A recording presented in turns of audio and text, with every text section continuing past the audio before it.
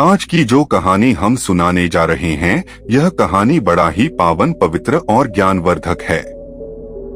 इस कहानी को ध्यानपूर्वक और गौर से सुने। यह कहानी आपको आपके जीवन में ढेर सारी प्रेरणाएं देगी। इस कहानी में आप जानेंगे कि एक भाई और एक बहन का रिश्ता कैसा होता है और कैसा होना चाहिए, और इस कहानी में आप ये भी जानेंगे कि किसी का गरीब होना कितना दुखदाई एवं खतरनाक साबित होता है। किसी का गरीब होना कितना बड़ा गुनाह है। किसी का गरीब होना किसी भी श्राप से कम नहीं होता। और गरीबी का कारण क्या होता है, किस कारण से लोग गरीब रह जाते हैं। जाने अनजाने में ऐसा कौन सा कार्य कर बैठते हैं जिसके कारण वह गरीब रह जाते। और हम यह भी जानेंगे कि एक इंसान का नसीब कब और कैसे बदलता है, और नसीब बदलने का समय कब और कैसे आता है। इसके लिए हमें क्या करना पड़ता है और हमें क्या संकेत मिलते हैं कि हमारा नसीब बदलने वाला है। दोस्तों, आज की जो कहानी है यह बड़ी गजब की कहानी है, बड़ी मोटिवेशनल कहानी है। यह सारा कुछ आज आप इसी वीडियो में जानेंगे। इन सभी प्रश्नों के उत्तर आपको इसी वीडियो में मिल जाएंगे। कहानी शुरू करने से पहले अगर आप हमारे चैनल पर नए आए हैं तो कृपया हमारे चैनल को सब्सक्राइब करें, लाइक करें, कमेंट करें। चलिए शुरू करते हैं आज की कहानी। एक रेतीले मैदान में एक नीलकंठ का जोड़ा रहता था। गर्मियों की रात थी, ठंडी ठंडी हवा चल रही थी। नीलकंठ की पत्नी नीलकंठ से कहती है, पिया जी, ऐसी क्या बात है, आज नींद नहीं आ रही है। आप कोई ऐसी कहानी सुना दीजिए जिससे आज की रात कट जाए और मेरा मन बहल जाए। अपनी पत्नी की बात सुनते ही नीलकंठ एक कहानी सुनाता है। नीलकंठ कहता है कि तुम ध्यान लगाकर सुनो, यह एक गरीब भाई और अमीर बहन की कहानी है। नीलकंठ कहानी शुरू करता है और नीलकंठ की पत्नी बड़े ही गौर से इस कहानी को सुनती है। आप भी ध्यान से सुने। एक गांव में एक किसान रहता था। उसके घर में एक पुत्र और एक पुत्री का जन्म होता है।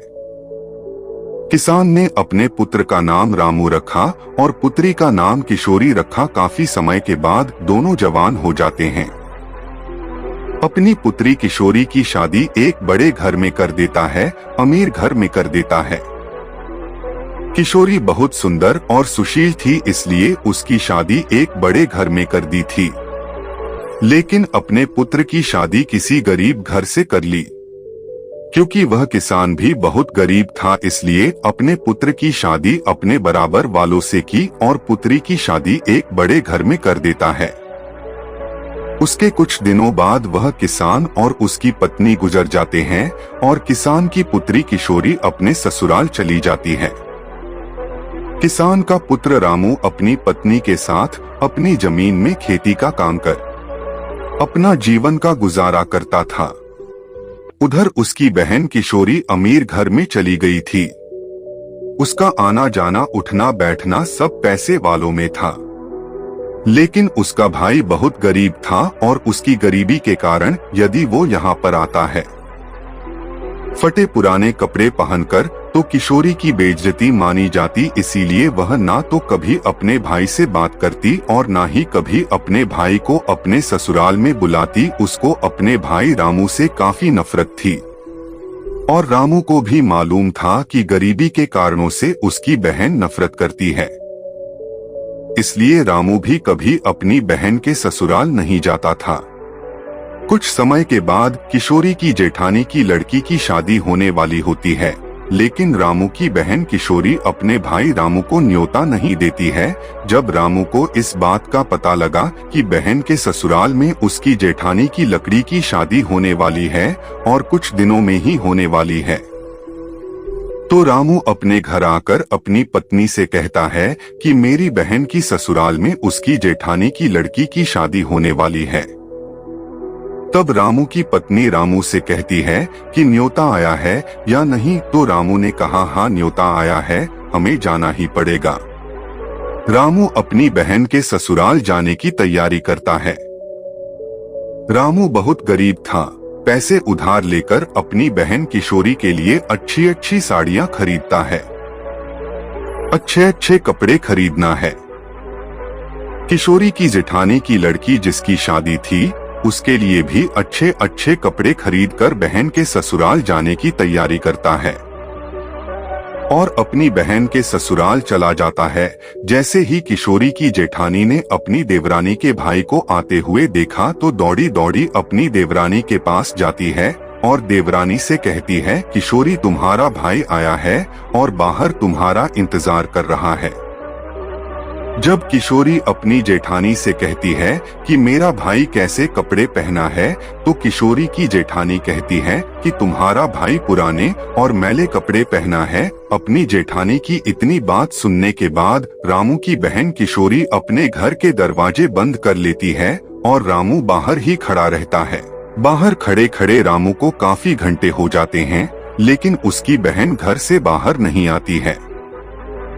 जब किशोरी की जेठानी को यह पता चलता है कि किशोरी का भाई अभी भी बाहर खड़ा है, तो अपनी देवरानी के पास जाती है और कहती है कि दरवाजा खोलो, तुम्हारा भाई अभी भी बाहर खड़ा है।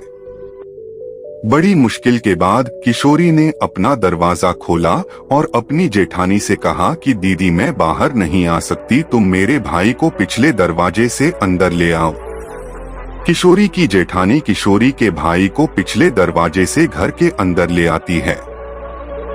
जब रामू ने बड़े दिनों के बाद अपनी बहन को देखा तो आंखों में आंसू आ गए और अपनी दुख भरी आवाज में कहने लगता है, अरे बहना क्या तुम अपने भाई को भूल गई हो। लेकिन तभी किशोरी अपने भाई से कहती है कि तुम्हें यहाँ किसने बुलाया है, मैंने तो तुम्हें न्योता भी नहीं भिजवाया था, फिर भी तुम बेशर्म होकर यहाँ चले आए। और कहती है कि तुम्हारी तो कोई इज्जत है नहीं, फटे पुराने कपड़े पहनकर मेरे घर पर चले आए। कम से कम मेरी इज्जत का तो ख्याल रखते, कम से कम मेरा मान सम्मान का तो ख्याल किया होता। रामू की बहन ने रामू को इतनी खरी खोटी सुनाई। रामू अपना सिर नीचे करके अपनी बहन की सारी बातें सुनता रहा। उसने अपने मुख से एक शब्द भी नहीं निकाला। उसके बाद रामू की बहन किशोरी रामू को एक कमरे में लेकर गई और अपने भाई से कहती है कि तुम इस कमरे में बैठे रहो, अपने फटे पुराने कपड़ों के साथ बाहर मत निकलना, जब तक मैं ना कहूँ तब तक तुम इसी कमरे में बैठे रहना। तो रामू कहता है, कोई बात नहीं, जैसा आप समझें, यदि आप कह रही है तो मैं बैठा रहूंगा। जब रामू की बहन किशोरी अपने भाई को कमरे में बैठाकर और खुद बाहर निकल जाती है और बाहर से दरवाजा बंद कर देती है, रामू उसी कमरे में बैठा रहता है। अब उसको 3 दिन हो जाते हैं उसी कमरे में बंद हुए, लेकिन किशोरी ने अपने भाई को कमरे से बाहर नहीं निकाला और ना ही कुछ खाने पीने को दिया। अब रामू उस कमरे में बैठा बैठा इंतजार कर रहा था। उस कमरे में बैठे बैठे रामू की हालत खराब हो जाती है। वह बीमार होने लगता है क्योंकि 3 दिन से एक ही कमरे में बंद था। ना तो कुछ खाया ना ही कुछ पिया, यहाँ तक कि उसको पानी तक नसीब नहीं हुआ। ऐसे ही 3 दिन गुजरने के बाद रामू दरवाजे के पास जाकर दरवाजा खटखटाने लगता है। जब रामू दरवाजा खटखटाता है तो बाहर से किशोरी की जेठानी उस दरवाजे की आवाज सुनकर देखने लगती है। आखिर इस कमरे में कौन बंद है जो अंदर से दरवाजा खटखटा रहा है। तब किशोरी की जेठानी आकर उस कमरे के दरवाजे को खोलती है तो दिखाती है किशोरी का भाई अंदर बुरी हालत में पड़ा हुआ है। किशोरी की जेठानी किशोरी के भाई को उस कमरे से बाहर निकालती है और कहती है, तुमको कमरे में बंद किसने किया। अब रामू लाचार था, वो कैसे बताता कि मेरी बहन ने ही मुझे बंद कर दिया। तभी रामू कहता है कि पता नहीं, मैं इस कमरे में बैठा था लेकिन अचानक किसी ने दरवाजा बंद कर दिया, तभी से मैं कमरे में बंद हो गया। इतनी बात कहकर रामू बाहर निकल जाता है। बाहर निकलकर रामू सीधा अपने घर के लिए रवाना हो जाता है। अब रामू रास्ते में दुखी मन से रोता हुआ भूखा प्यासा जा रहा था। उसको अपनी बहन के घर का पानी तक नसीब नहीं हुआ और कुछ दूर आने के बाद रामू को चक्कर आने लगे। गर्मी काफी पड़ रही थी, इसलिए पानी ना पीने के कारण रामू को जोरदार चक्कर आने लगे। चक्कर खाकर रामू जमीन पर गिरने लगा। तब तक एक बूढ़ी माँ वहां पर आ जाती है और उसको पकड़ लेती है और रामू का सिर अपनी गोद में रखकर रामू को आराम करवाती है। तब रामू कुछ देर उस बूढ़ी माँ की गोद में सिर रख करके आराम करता रहा। कुछ देर बाद रामू को होश आता है तो देखता है कि बूढ़ी माँ की गोद में उसका सिर रखा है। रामू खड़ा होकर उस माँ को प्रणाम करता है और कहता है कि आप कौन हो। वह नीलकंठ अपनी पत्नी को कहानी सुनाते हुए कह रहा है। उसकी पत्नी इस बात को बड़ी गौर से सुन रही है। नीलकंठ कहता है कि यह जो बूढ़ी माँ है वो एक देवी माँ है। रामू की पत्नी उन माँ की बहुत बड़ी भक्त है। उसकी पत्नी बहुत तगड़ी भक्ति किया करती थी, इसलिए जब रामू चक्कर खाकर जमीन पर गिर रहा था तो देवी माँ एकदम प्रकट होकर रामू को गिरने से बचा लेती है और अपनी गोद में सुला लेती है। जब रामू को होश आता है तो रामू देवी माँ को प्रणाम करता है। रामू देवी माँ को प्रणाम करके अपने घर वापस जाने लगता है। तभी वह देवी माँ वही बूढ़ी माँ कहती है, बेटा कहाँ जा रहे हो और कहाँ से आए हो। तब रामू कहता है कि माँ मैं अपनी बहन के ससुराल से आ रहा हूँ और मैं अपने घर को जा रहा हूँ। तो बूढ़ी माँ कहती है, पुत्र तुम शादी से आ रहे हो अपनी बहन के घर से, अपनी बहन के वहाँ से कुछ लेकर नहीं आए। तो रामू कहता है, माँ अब मैं आपसे कुछ छुपाना नहीं चाहता, आपने मेरे प्राणों की रक्षा की है। रामू उस माँ को पूरी घटना बता देता है। रामू की पूरी घटना सुनने के बाद वह बूढ़ी माँ कहती है कि पुत्र तुम चिंता ना करो, यहाँ से कुछ ही दूरी मेरा एक खेत है, उस खेत में चलो। रामू बूढ़ी माँ के साथ उस खेत में जाता है। वो बूढ़ी माँ कहती है, मेरे इस खेत में काफी बड़े बड़े तरबूज और ककड़ी लगे हुए हैं। इन तरबूज और ककड़ियों को तोड़ लीजिए और इकट्ठा करके किसी झोले में डाल लो और जब तुम्हारे बच्चे और तुम्हारी पत्नी यह पूछे कि तुम अपनी बहन के वहाँ से क्या लाए तो तुम तरबूज और ककड़ी उनको दे देना और कह देना कि बहन ने यही तुम्हारे लिए भेजा है, तो तुम्हारा मान सम्मान बना रहेगा। उस बूढ़ी माँ की बात सुनकर रामू बूढ़ी माँ के खेत से तरबूज और ककड़ियाँ तोड़ लेता है और इकट्ठा करके 2 झोलों में भर के वहाँ से सीधा घर को चल देता है और अपने घर आ जाता है। जैसे ही रामू घर को आता है तो रामू के छोटे छोटे बच्चे और रामू की पत्नी रामू के पास आती है। उसके छोटे छोटे बच्चे कहते हैं कि पापा आ गए, क्या क्या लेकर आए हैं, शादी में गए थे, मिठाई और लड्डू लेकर आए होंगे।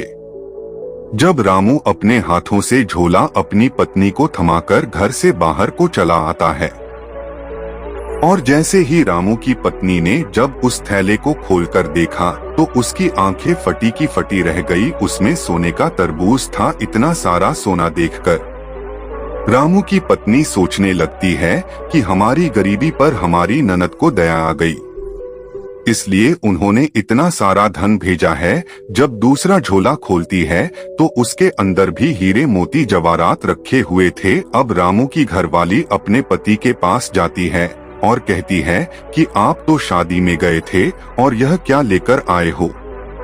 रामू ने सोचा इसको शायद ककड़ी और तरबूज मिले हैं, लेकिन मिलने तो लड्डू चाहिए, लेकिन लड्डू तो है नहीं, शादी में गया था इसलिए लड्डू लाना चाहिए था। अब मेरी पत्नी को लड्डू की जरूरत है। ककड़ी और तरबूज को देखकर इस तरह की बातें कर रही है। रामू अपनी पत्नी से कहता है कि मेरी बहन ने जो भी भेजा हो वह मैंने खोल कर भी नहीं देखा था। रामू की पत्नी अपने पति को लेकर घर के अंदर आती है और अपने पति से कहती है कि हमारी ननद ने हमारा भाग्य बदल दिया।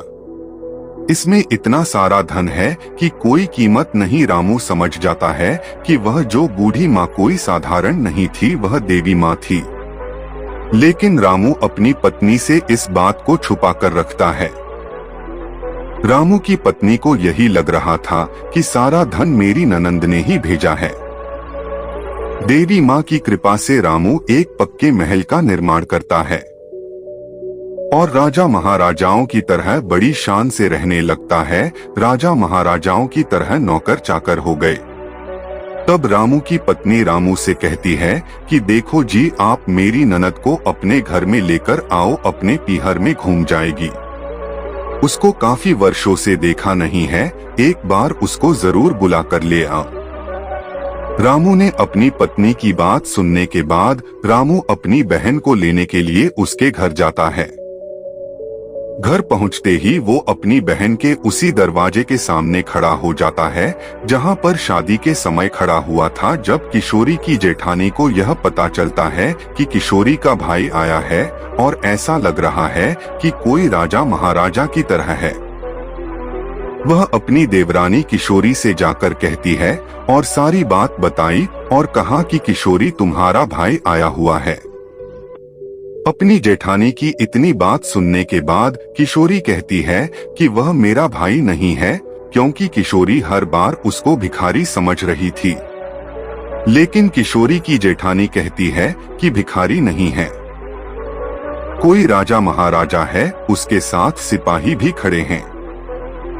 तो जैसे ही रामू की बहन घर से झांक कर देखती है और सोचने लगती है उसका भाग्य कैसे बदल गया, और तब अपने कमरे से निकलकर अपने भाई के पास जाती हैं और भाई से कहती है कि भाई, मुझे माफ कर दो, मैंने बहुत बड़ा आपको दुख दिया है। रामू अपनी बहन से कुछ नहीं कहता है और कहता है कि बहन, कोई बात नहीं, उस वक्त हमारे दिन ऐसे ही थे, लेकिन अब आपको हमारे घर चलना है, अपने पीहर में चलना है। रामू की बहन रामू के साथ जाने के लिए तैयार हो जाती है और अपने भाई के साथ अपने पीहर आ जाती है। पीहर पहुंचते ही अपने भाई के आलीशान महल को देखकर दंग रह जाती है।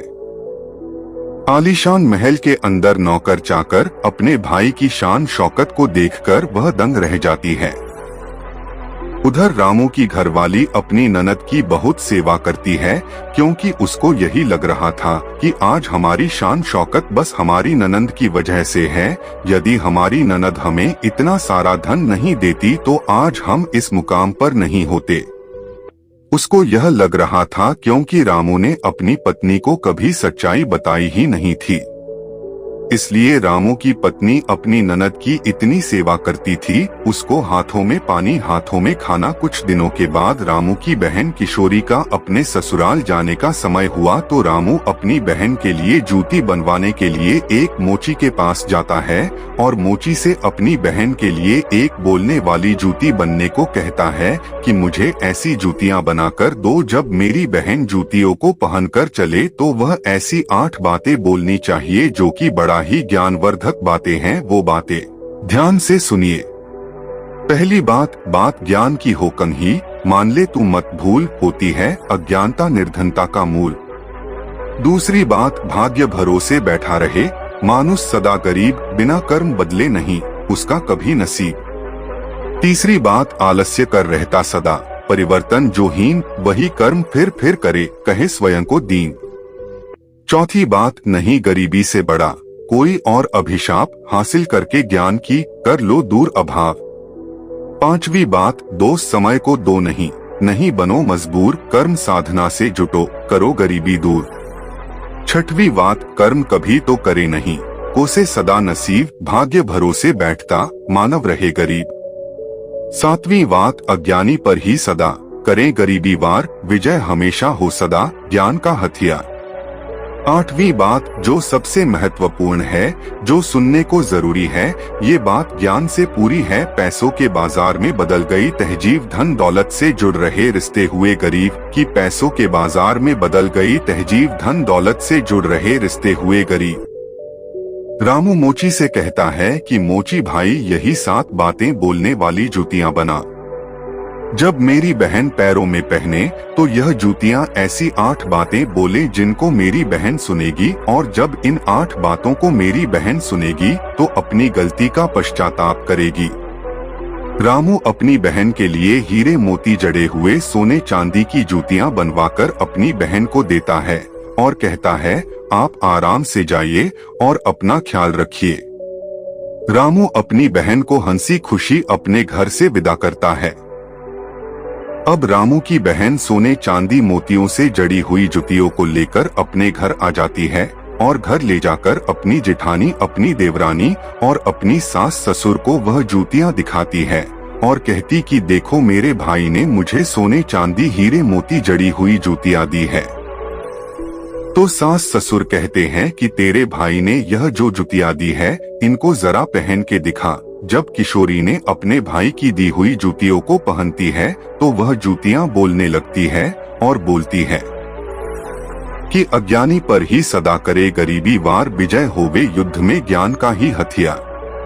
और इसी तरीके से वो जूतियां सारी बातें बोलती हैं। किशोरी के पूरे ससुराल वाले जब जूतियों की बातें सुनते हैं तो अब उनका सर नीचे को झुक जाता है, उनका पैसों का घमंड टूट जाता है। रामू की बहन अपने भाई को भी नहीं बुलाती थी, अपने भाई के साथ इतना दुर्व्यवहार किया करती थी। अब वह अपनी शर्म से डूब गई। उसके बाद उनका पतन होना शुरू हुआ और धीरे धीरे वो लोग इतने गरीब हो गए कि खाने के लिए खाना तक नहीं रहा। उनका समय ऐसा आ गया था और उसी बहन को अपने भाई के द्वार पर आकर भीख मांगनी पड़ी और अपने भाई से कहना पड़ा कि आप हमारी सहायता करें।